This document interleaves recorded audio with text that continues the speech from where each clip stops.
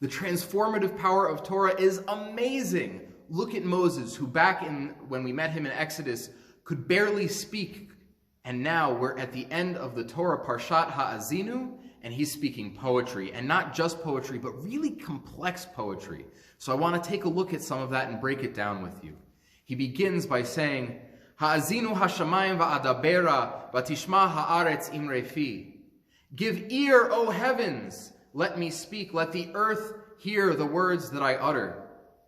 The Sfat Emet, who is a Hasidic, Kabbalistic commentator, says, why is Moses talking about heaven and earth when he wants to be talking to the Jewish people? He is talking to the Jewish people. That each of us has these pieces that are divine, that are from the heavens, that are these points of light within us. And they are tied to our physical selves, to our bodies, to we who are attached to the physical realm and the earthliness.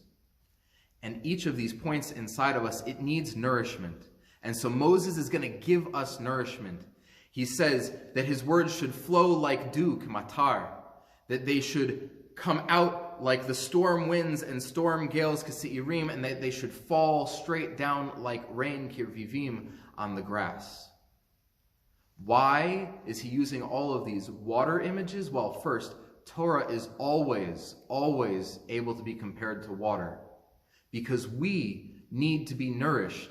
We need those sparks inside of us or those seeds inside of us. We say, Or Zarua la Tzadik, that light is planted within the righteous. Those seeds need their nourishment of Torah, and we need to hear the words of Moses. And sometimes those words of Torah come out differently. Sometimes they're going to be like what Moses says the rest of the Torah portion, where actually it's going to be some really intense criticism. He says that the Jewish people are ungrateful and disloyal, and we just don't listen to God. And all of this criticism might be hard to hear, but it's part of this nourishing water, this nourishing dew that we receive from Moses. And as we're heading into Yom Kippur, it's important to think about how do we respond to such criticism. So let's look at the different words that he uses for different water. He begins by talking about matar, about the dew. And dew, everybody likes dew, right? Dew makes the grass grow, it makes the plants flourish. It's never too much like rain might be. Everybody loves dew. So sometimes when we give feedback or criticism, when we tell people that they've hurt us or wronged us, we need to make sure that we do it in such a way that they can hear it, like the dew that everyone is willing and happy to receive. But Moses also says that his words should be k'se'irim, like the stormy winds. And stormy winds and rain, storm rain can be really harsh. It can cause flooding. It can be too much for us to bear. But it can also make us resilient. When the hard winds blow on the plants in the desert, it makes them hardy. It means that they are going to be able to grow more than they might have if they'd had it a little bit easier, and they could be uprooted later. When we receive a harsh criticism, our first reactions might be, it's too much for me to take. Bring me back that dew. I like that. That was better. But we need to know that when we hear something harsh, it's so that we can really bear down against the things that are surrounding us. Let all of the schmutz in our lives blow away. Hear that criticism and really grow from it, grow stronger and more resilient. And then he says that his words should be kirvivim. They should be like raindrops that fall down. And how do raindrops fall? Rashi tells us raindrops fall straight down. Sometimes we just need that straight talk.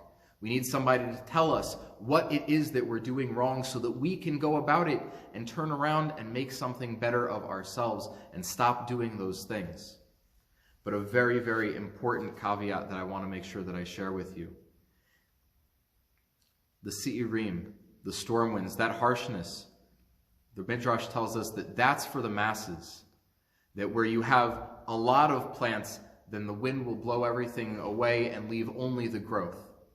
But for one-on-one, person-to-person, plant-to-plant, that's when we need the revivim. That's when we need the softer, direct droplets, the ones that come from friends and family, the ones that come straight from people where we can accept it.